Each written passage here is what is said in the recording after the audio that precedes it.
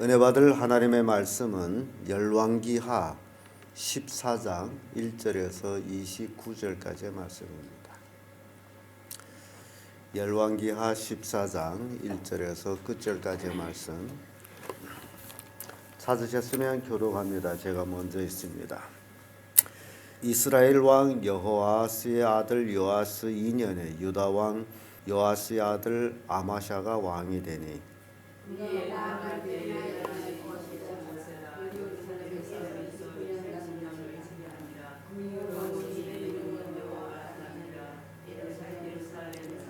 아마샤가 여호와 보시기에 정직히 행하였으나 그 조상 다윗과 같이 아니하였으며 그 부친 요아스의 행한 대로 다 행하였도다.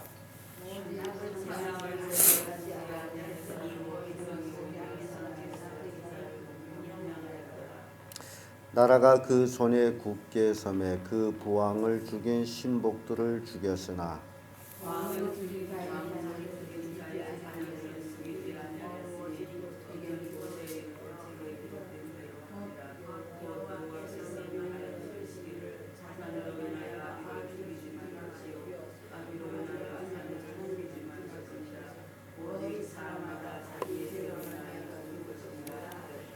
아마샤가 옆곡에서 에돔 사람 1만을 죽이고 또 셀라를 쳐서 취하고 이름을 욕드엘이라 하였더니 오늘날까지 그러하니라. 아마사가 예후의 손자 여호아스의 아들 이스라엘의 왕 요아스에게 사자를 보내어 이르기를 보라 여호와께서 이스라엘 왕 요아스가 유다 왕 아마샤에게 보내어 이르기를 레바논 가시나무가 레바논 백향목에게 보내어 이르기를 내 딸을 내 아들에게 주어 아내를 삼게 하라 하였더니 레바논 들짐승이 지나가다가 그 가시나무를 짓밟았느니라. 네가 이름을 쳐서 하였으므로 마음이 만하지 스스로 이름 망쳐나와 뭉게나니 어찌하여 하찮으시나요 너와 유다가 함께 나보다. 아마샤가 듣지 아니하므로 이스라엘 왕 요아스가 올라와서 유다 왕 아마샤로 더불어 유다의 벳세메스에서 대면하였더니 유다가 이스라엘 앞에서 패하여 각기 장막으로 도망하니라. 이스라엘 왕 요아스가 벳세메스에서 아하시아의 손자 요아스의 아들 유다 왕 아마샤로 사로잡고 예루살렘에 이르러 예루살렘 성벽 에브라임 문에서부터 성 모퉁이 문까지 400규빗을 헐고 또 여호와의 성과 왕국 안에 있는 그 문과 왕의 기명을 취하고 또 사람을 번으로 잡아가고 사마리아에 요아스의 남은 사적과 그 권력과 또 유다 왕 아마샤로 서로 싸운 일은 이스라엘 왕 역대지략에 기록되지 아니하였느냐. 요아스가 그들 저와 함께 자매 이스라엘과 사마리아에 함께 장사하고 그의 아들 여로보암의 제사에 왕이니라. 이스라엘 왕 여호아스의 아들 요아스가 죽은 후에도 유다 왕 요아스의 아들 아마샤가 15년을 생존하였더라. 아마사의 남은 사적은 여호와 역대지략에 기록되지 아니하느냐. 예루살렘에서 무리가 저를 모반하고 저가 라기스로 도망하였더니 모반한 무리가 사람을 라기스를 따라 보내어 저를 거기서 죽이게 하고 그 시체를 뒤로다가 예루살렘에서 그들과 함께 다윗에게 장사하니라. 유다 온 백성이 아사라로 그 부친 아마샤를 대신하여 왕을 삼으니 때의 나이 16세라. 아마사가 그들 저와 함께 장사하되 아사라가 엘라사를 전투하여 유다였더라. 유다 왕 요아스의 아들 아마샤 15년에 이스라엘 왕 요아스의 아들 여로보암이 사마리아에서 왕이 되어 41년을 위에 있으며 여호와 보시기에 아름다워 이스라엘에게 대비하게 한 요아스의 아들 여로보암이 모든 죄에서 떠나지 아니하였더라. 이스라엘 하나님 여호와께서 그 종 가드 헤멜 아미떼의 아들 선지자 요나로 하신 말씀과 같이 여로보암이 이스라엘 지경을 회복하되 하맛 어귀에서부터 아라바 바다까지 하였으니 이는 여호와께서 이스라엘의 고난이 심하여 내일 자도 노인자도 없고 이스라엘을 자도 없은 것이고 여호와께서 또 이스라엘 이름을 도말하여 천하에 없이 하겠다고도 아니하였으므로 요아스의 아들 여로보암이 손으로 구원하심이었더라. 여로보암의 남은 사적과 모든 행한 일과 그들의 옥토사니라 밤에서 율법과 그들과 이전에 유다의 스발전 하마스 이스라엘의 물리며 이스라엘 왕의 띠락에 여로보암이 그 10조 이스라엘 왕들과 함께 자고 그 아들 스가랴가 대신하여 왕이 되니라. 아멘. 이 말씀으로 유다 왕 아마샤 이런 제목으로 말씀을 나누겠습니다. 유다 왕 요아스가 부하의 칼에 맞아 죽음으로 그 아들 아마샤가 이제 왕위에 올라서 치리하게 됩니다. 이 아마샤가 왕이 돼 가지고 정직히 하나님의 앞에서 행했다라고 기록하고 있습니다. 그런데 다윗과는 같이 아니했다라고 기록합니다. 다윗은 전심전의로 하나님을 섬겼다면 아마샤는 그렇지 않았다. 그러나 그는 왕위에 올라가지고 곧 복수의 칼을 휘둘른 것이 아니고 때를 기다려 가지고 이제 복수를 하는데 자기 아버지를 모반해서 죽였던 사람들, 그 사람들은 죽이되 그들의 자식들은 죽이지 않았어요. 그 원인은 모세 율법에 자식의 죄로 부모를 죽이지 말고 부모의 죄로 자식을 죽이지 말라. 아비의 죄 이렇게 나와 있으므로 결국 아마샤는 그 율법을 준수해서 자기 아버지를 모반해서 죽였던 자녀들은 살려두었어요. 이렇게 나라가 굳건하게 이제 아마샤 손에서 채워져 가고 있을 때에 에돔하고 싸워가지고 에돔 사람을 1만여 명을 죽이고 다시 에돔을 유다의 속국으로 만듭니다. 이게 이제 아마사의 업적이죠. 그러면 고스란히 이제 왕위에서 자기 나라를 잘 다스리고 자기 나라를 하나님 앞에 온전히 드리는 그런 왕으로 있었더라면 참 좋을 뻔했는데 거기까지는 굉장히 좋았는데 잘못한 것이 있다면 이스라엘 왕에게 글을 보내가지고 선전 선포를 하는 겁니다.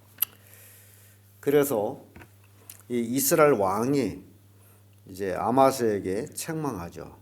이스라엘 왕 요아스가 너 왕위에서 조용히 향락이나 할 거지 뭐 할라 싸움을 거느냐 그러면서 아주 풍자적인 얘기를 합니다. 레바논의 가시나무가 레바논 백향나무에게 보내어 이르기를 내 딸을 내 아들에게 주어 아내를 삼게 하라 하였더니 레바논 들짐승이 지나가다가 그 가시나무를 질밟았느니라. 그러면서 10절에 와서 내가 에돔을 쳐서 파했으므로 마음이 교만하였으니 스스로 영광을 삼아 궁예나 거하라. 어찌하여 화를 자취하느냐 너와 유다가 함께 망하고자 하느냐라고 이스라엘 왕 요아스가 유다 왕 아마샤를 책망합니다. 이게 유다 왕 아마샤의 잘못인데요. 비록 남북이 갈라져 있지만은 이스라엘이나 유다는 한 혈통이에요. 한 하나님을 섬기는 나라로 비록 이스라엘은 하나님을 떠나서 우상을 많이 섬겼지만은 그래도 그들은 하나님의 자녀다. 그래서 이 아마샤가 이스라엘의 선전 선포를 한 것은 이것은 잘못된 것이다. 그래서 자기 멸망을 자초했어요. 역사 이래로 유다는 이스라엘보다 약한 나라예요. 왜냐하면 유다는 2지파고 이스라엘 10지파. 이게 세력적으로 비교가 안 되는. 그래서 유다는 누구와 전쟁하는 나라가 아니고 유다는 온전히 하나님만 잘 섬기면 되는 나라예요. 이게 우리에게 주는 교훈이에요. 오늘날 교회가 세상과 세력을 비교해 볼 때는 극히 약합니다. 모든 면에서 약합니다. 경제면 뭐 나은 게 아무것도 없어요. 그래서 교회가 세상과 전쟁 선포를 해서 싸운다면 교회는 이길 수가 없습니다. 그러니까 교회는 뭐 하는 곳이냐? 교회는 온전히 하나님께 예배만 하는 곳이다.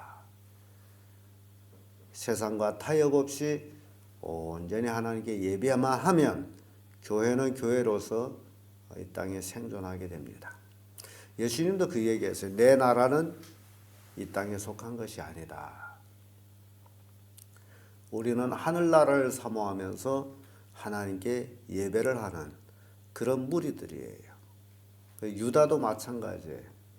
그래야 될 유다의 입장이 조금 세력을 얻었다 해서 괜히 약한 나라 에돔을 쳐부셨다고 이스라엘하고 전쟁하려고 했던 아마시아의 그 교만으로 인해서 아마시아는 망합니다.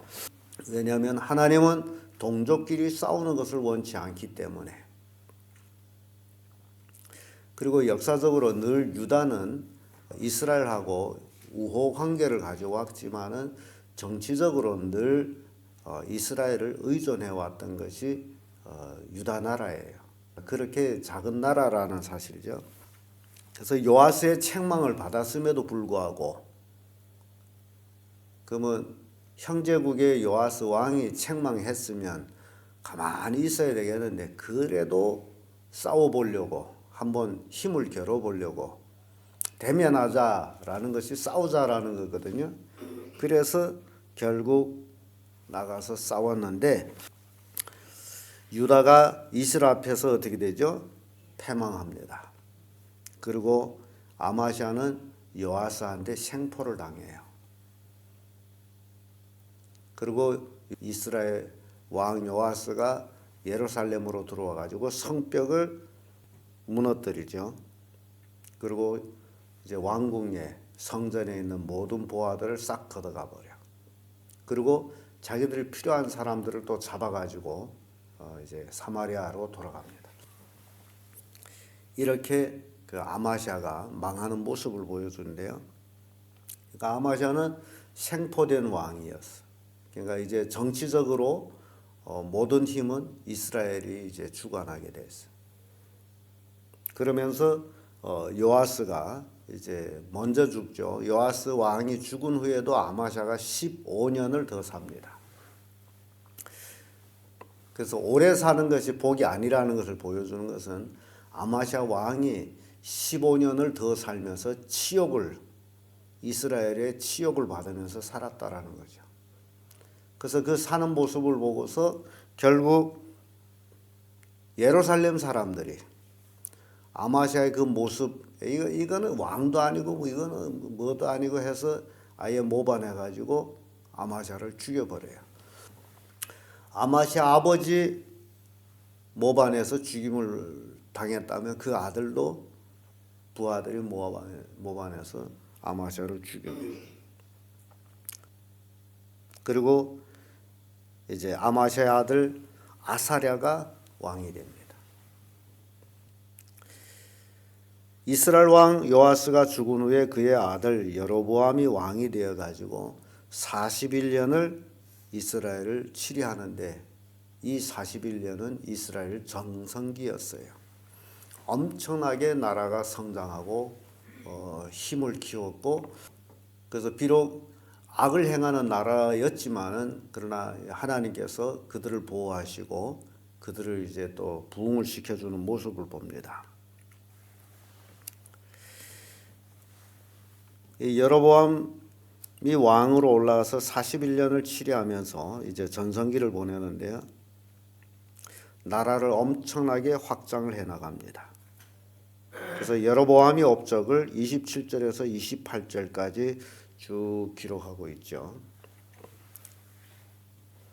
여로보암이 죽고 나서 그의 아들 스가랴가 왕이 됩니다. 지금 이 열왕기를 읽으면서 이제 막 이름이 왔다 갔다 합니다. 이스라엘 왕도 유다 왕 이름을 따고 막 그렇게 왔다 갔다 하는데, 그 원인 중에 하나가 이스라엘이 비록 유다처럼 하나님을 섬기지는 않지만은 그러나 그들도 하나님을 섬기려고 하는 그런 의미에서 유다 왕 이름을 따서 자식들한테 이름을 붙였던 모습을 봅니다. 그래서 이름이 왔다 갔다 하는데 결국 같은 사람은 아니고 이름만 같은 이름이에요. 여로보암이 41년을 치리하다가 그 아들 이제 스가랴가 이제 왕을 이어가는데 그 아들에 대해 와서는 그 왕위가 끊기죠. 스가랴가 결국 이제 죽임을 당하죠. 6개월간 왕위에 올라 있다. 하나님의 말씀대로 예후의 자손들이 4대까지 간다라는 것이 그대로 여로보암까지 4대까지 이르고 결국 5대에 미치지 못하는 하나님 말씀과 같이 되는 모습을 봅니다. 그래서 이런 과정을 보면서 우리에게 주는 교훈이 있다면 역사의 주관자는 하나님이시다. 비록 남북 이스라엘이 갈라져 있지만 남북 모든 것을 주관하시는 분은 역시 하나님이시다. 그래서 하나님이 역사의 주관자이므로 하나님은 죄에 대한 심판 명하시면 그대로 이루어졌다라는 것을 보여줍니다. 죄 지은 인간은 죄에 대한 심판을 고스란히 받게 된다. 아무리 뭔 업적이 있다 할지라도 그거는 의미가 없어요. 죄하고 업적은 별개의 문제입니다. 그 죄는 죄대로. 그래서 하나님의 그 공의성을 이제 보여주고 있는데요. 하나님은 이랬다 저랬다 하는 분이 아니고 하나님은 율법적인 하나님이기 때문에 법으로 모든 것을 이제 하고 있는 분이시다. 그래서 죄를 지었다면 죄를 당해야 되고 하나님을 사랑하고 하나님께 충성했다면 복을 받고 이게 우리 열왕기를 통해 가지고 교훈을 받는 건데요. 오늘날도 마찬가지에 그리스도인들이 일관적인 우직한 믿음 속에서만이 하나님의 축복이 보장되지 쟁개비 열정 보르륵 끓었다 식었다 보르륵 끓었다 식었다 그런 걸 가지고서 신앙이라고 할 수가 없습니다. 그래서 이 신앙이라는 것은 하나님 앞에 정직하게 조나 구주나 하나님이 내 생명을 취하여 간다 할지라도 감사히 응하는 그게 신앙이에요. 이 왕들의 삶을 보면 그렇죠. 휘황찬란한 왕의 명예를 가지고 있었다 할지라도 어느 날 갑자기 부하들이 모반해서 칼에 죽임을 당하기도 하는 모습을 봅니다. 그래서 사람의 생명이라는 것은 어떻게 될는지 아무도 모르는 일인데 우리가 알고 있는 것이 있다면 바로 하나님 앞에 정직하게 사는 것이다. 신앙인으로서 신앙의 삶을 온전히 사는 것이다. 그 외에는 아무것도 없다라는 걸 보여줍니다. 오래 살겠다라고 해서 오래 사는 것도 아니고 건강하다 해서 오래 사는 것도 아니고 왕위에 앉았다 해서 그 왕권을 누리는 것도 아니고 모든 주권은 하나님께 있다. 돈을 많이 가지고 있다 해서 그걸 가지고 부를 누리는 것도 아니고 그래서 이런 것들을 우리에게 교훈을 주면서 우리는 나는 어떻게 살 것이냐 하는 겁니다. 역사를 통해서 교훈을 받는 것은 역사가 우리에게 거울이 되기 때문에 그때 사람이나 지금 사람이나 사는 모습 보면 환경이 다르지 사는 것은 똑같습니다. 하나님을 잘 섬기는 일 외에는 우리가 할 수 있는 것은 아무것도 없다. 하나님을 잘 섬기는 것, 정직하게 하나님을 섬기는 것, 생명을 걸고 신앙생활 잘하는 것, 이것이 복받는 계기가 되는 것이다 라는 교훈을 주고 있습니다. 기도하겠습니다.